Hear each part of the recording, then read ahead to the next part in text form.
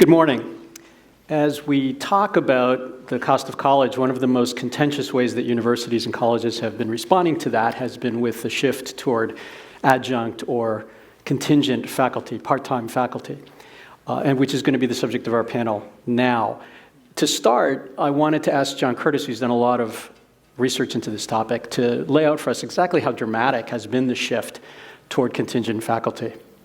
Right. So unfortunately, we don't have really good data because there just aren't data being collected about who the faculty are and how they're employed and their backgrounds.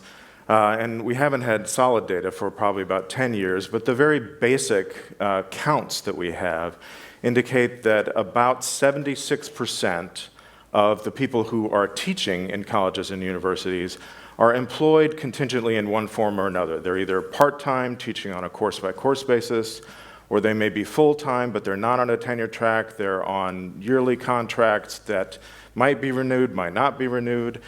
We have graduate students who are teaching an increasing number of courses, even though they're working on their own educational programs. And we have a variety of different combinations in different situations. But it's a very large number. It's been the majority of the faculty who are teaching for some time now. And I guess the question is whether there's any end to that, whether we're moving toward an entirely contingent faculty. Can you tell us also how that's changed over time? It has shifted quite a bit over, say, 30 years. It used to be that in a lot of colleges and universities, the majority were full-time tenured or tenure-track faculty members. There's been an increasing use of part-time faculty, and that's where some of the difficulty comes in counting, because the part-time faculty members, often referred to as adjunct, are teaching a course here and a course there, and they may move between campuses. And they're here one semester and they're someplace else the next semester, they have another job. So there really has been a shift over the course of probably 3 decades or so. And as I say, it's really just a question of whether it's going to keep going in that direction or whether that's even possible. So it's a big topic and we have a short amount of time, but does this shift diminish or, for that matter, improve the student experience? How's the student experience affected, if I could ask all of you to? Sure. So one of the things that research is finding is that students are disproportionately affected negatively. And it's not because of the quality of teaching that's happening amongst the adjunct and contingent faculty population. So the research that has been coming out of the Delphi project with Adriana Kazar has been really groundbreaking in that extent that we find that students oftentimes some of their favorite professors are adjunct faculty. They tend to be the most beloved on campuses, but it's specifically because of the working conditions that these faculty face that their students are affected. So just as an example, at the new faculty majority, we've done a good amount of research that has found that non-tenure track faculty, especially those that are hired on a course-by-course basis, will be hired at the last minute. In our latest survey, we found that around 33% of them are hired with less than 2 weeks to prepare. So this is definitely going to affect the classroom experience of students. Wanda, you're out there in the trenches. Tell us about that. What it creates is academics on welfare. And the idea that you would be double mastered, have an MBA, have a PhD, and actually need a medical card, need a link card, need Action for Children, qualify for Section 8, there's something wrong with that. Because ideally, and this is why you're teaching, ideally you've played fair, you've gone to school, you stayed out of the criminal justice system, you did not become a baby making machine if you're a woman, whatever it is that society says makes you qualified to be a contributing person in society, you're a professor and you're scrambling, you're in the same lines with individuals that may not have made those same choices and definitely didn't make the financial sacrifices you make when you take on these loans that you actually can't pay, which also keeps you in welfare. And how does that affect your students? Well, it affects them because you're split. You're never quite there. There's a sense of scrambling between, like many adjuncts scramble between universities. So you're teaching at multiple universities to try to make ends meet. You're stressed about childcare, so you can't completely instruct. Ideally, you want to get to the campus early. You want to do, it's just stuff that you do when you're preparing and you want the class to be successful. You don't necessarily have the time for it. And because you're contingent, they're not giving you an office hours, that kind of luxury, because they don't have to. Marisa, tell us a little bit about what the new faculty majority is trying to accomplish. So the New Faculty Majority is a research and advocacy organization. It's a grassroots movement that is built up by contingent faculty members, and we're really trying to bring these issues to light in the U.S. I think some of the biggest problems that we see is that as universities have moved towards this idea of creating a diversity of the student population, that we're not seeing that necessarily reflected in the faculty. When we see that women and minorities are found in the lowest tiers of the faculty, oftentimes the work that they do, for instance, is going to just be distributing knowledge as opposed to producing knowledge, which was seen historically as a job that faculty are supposed to do. And so what ends up happening is that we have an entire generation of people who are in these lower tiers who aren't producing the knowledge for the next generation. And that really does create a problem in terms of a diversity of knowledge. So we see on college campuses that people are, protesting, talking about the co-optation of diversity, where we're not just referring to needing a diversity of students, but the faculty need to reflect the diversity of the student body as well, and they need to be fully supported to be able to do that. So we've been hearing a lot lately about organizing efforts, unionizing efforts among adjuncts, many of them successful, that have resulted in higher pay and benefits in many cases. How does that fit in with the sort of broader questions that we've been discussing all morning about college costs? Does it threaten to further increase college costs, further transform the college-going experience, and for better or worse? Anyone that wants to? Well, if I might mention that in terms of the cost of higher education, one of the problems has been that what's been driving up the price of tuition, for example, is not what faculty are being paid. Right. What we've been talking about with the shift toward more part-time faculty on short-term contracts, they're not being paid huge sums of money. What's been driving up the costs are things like administrative costs, investment in buildings, and a number of other amenities that aren't related directly to instruction and to the educational experience.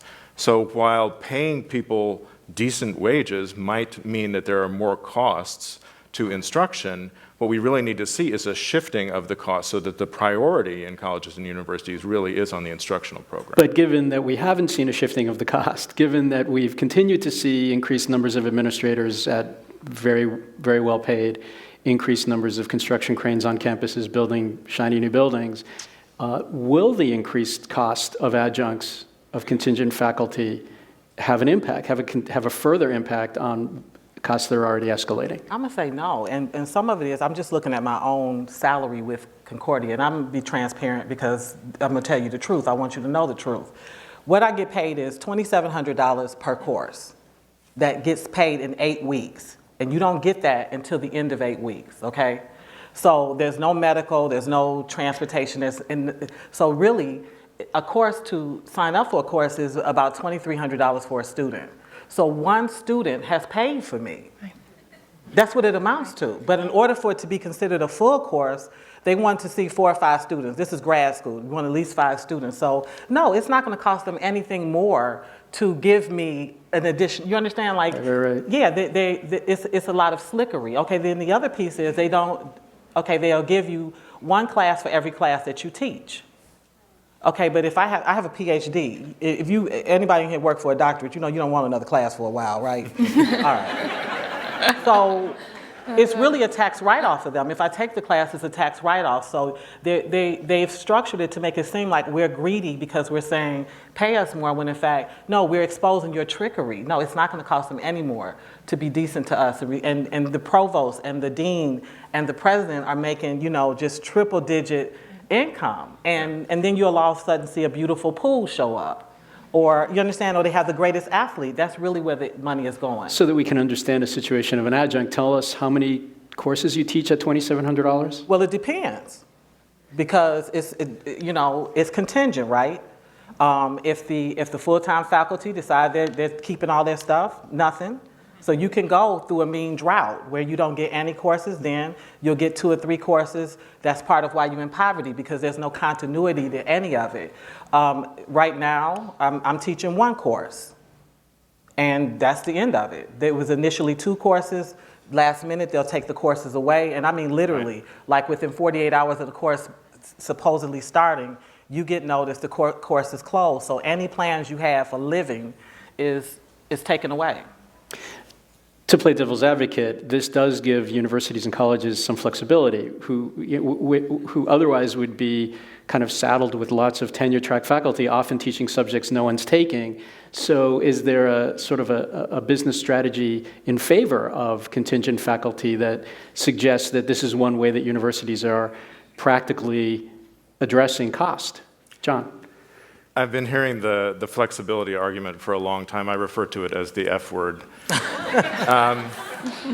The reality is that most faculty in contingent positions are teaching introductory courses, and there's strong demand for those courses. Always. They're large, multiple sections, and so the idea of flexibility is, I think it's really just a red herring. There aren't that many shifts.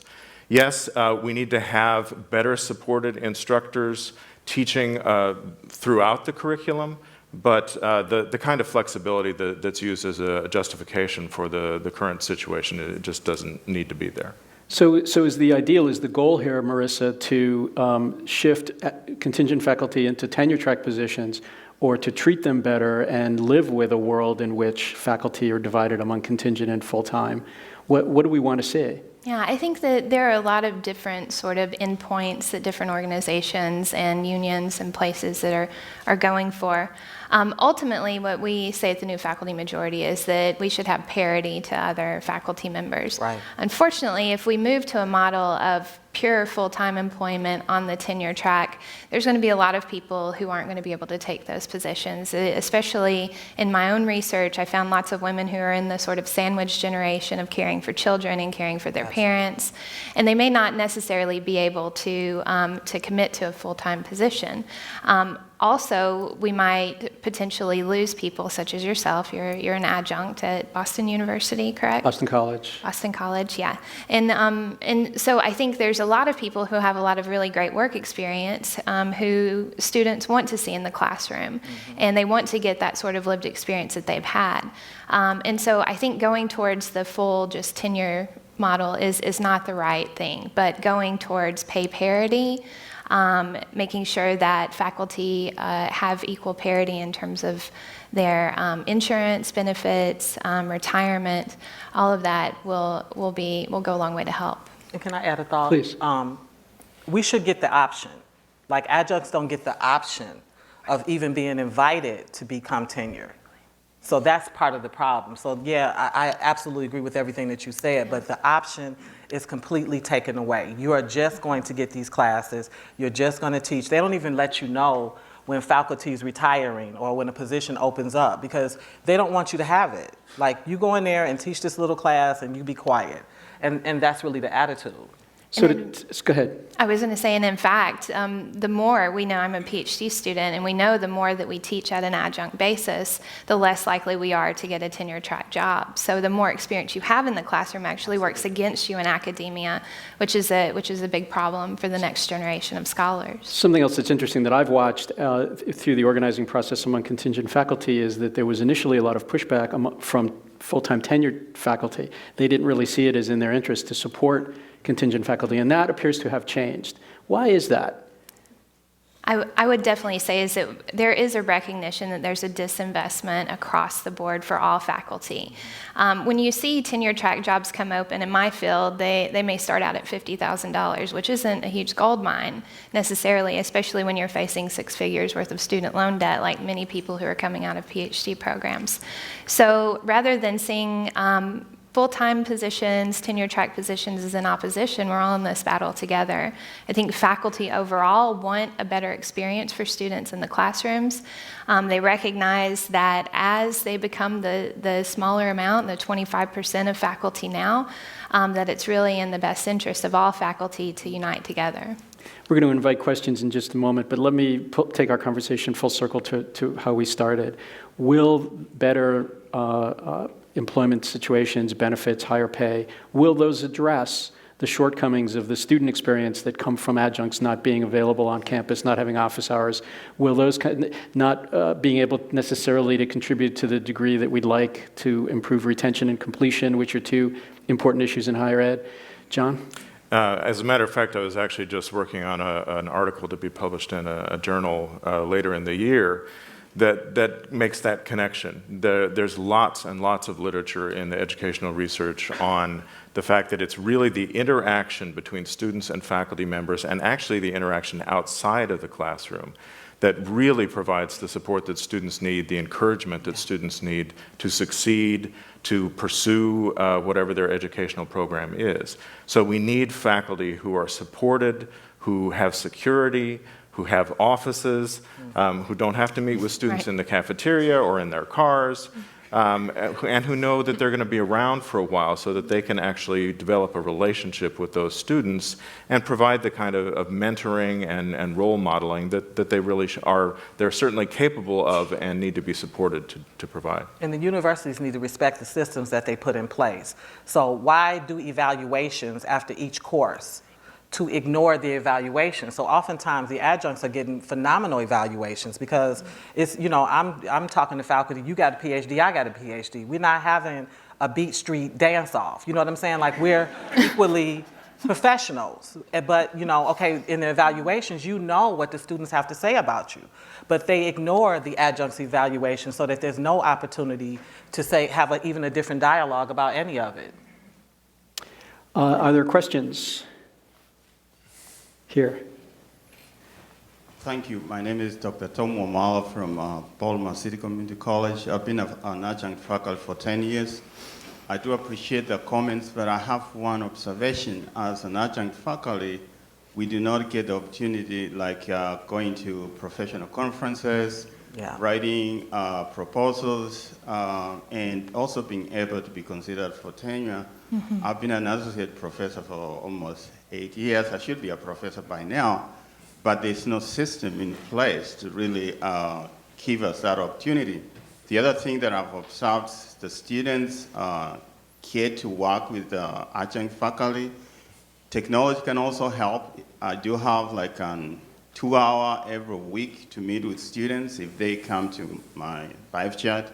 So that's one way we can also provide that requirement. Some of you are saying you do not have an office, but you can use technology to do that. Mm-hmm. As far as pay, you don't get an increment, like the tenured faculty, and all those things are there, but we do contribute, and I believe we have more adjuncts. If you go to any university or college, we have more adjuncts than the full-time. Thank you.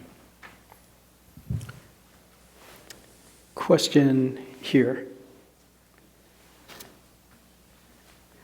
Good morning. Okay. Hi, Dina Durazio with the National League of Cities. I'm also an adjunct at Drexel University, not in DC. My question is around workforce. So is that a discussion that's happening? So from my experience being in the classroom and also in the workforce, and we keep talking about the connection, right? So using that as a leverage point for adjuncts, that we have a foot in both worlds. So I was just curious in terms of what that means for our students in terms of networking, connections, things of that nature, because I find that I'm in a really unique position to provide that for my students. And so I was curious if that's part of the conversation in terms of how we can view adjuncts in a different light. If I might, that's also been a discussion point for quite a while, and there certainly are advantages for individuals who are in professional positions that they can bring some of that experience into the classroom with them. The flip side of that is that when you get the proportions that we're looking at these days, when you have such a large proportion of the teaching faculty who are just not engaged in things like building the curriculum, right, who aren't going to be around from semester to semester. They're here a semester, they're gone a semester. They're not sitting in the department meetings to talk about what's going on with the students. They're not provided the support the gentleman was talking about. They don't get to attend professional conferences. So it really is a matter of, yes, there can be insights that can be brought in from professionals like John into the classroom based on their experience, but it needs to be in the context of better support for really working as professionals. And then I don't believe you give it all away.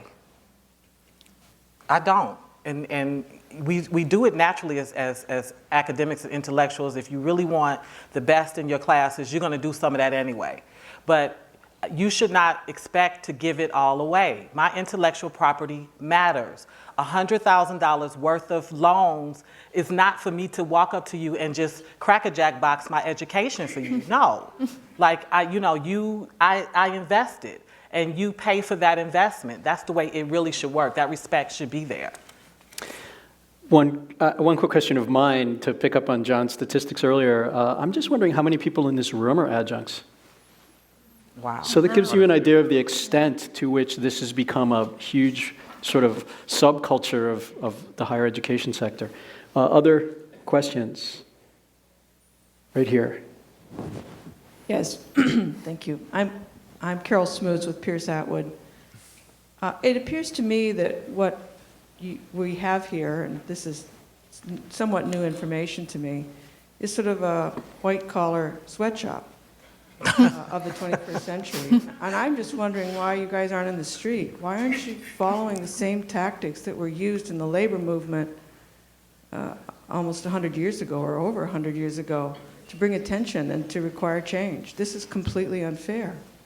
Well, actually, that's how I came to be even more vocal. I was already sort of squawking in my own little area, but I met SEIU, and they were doing the whole Fight for 15 and sort of aligning, the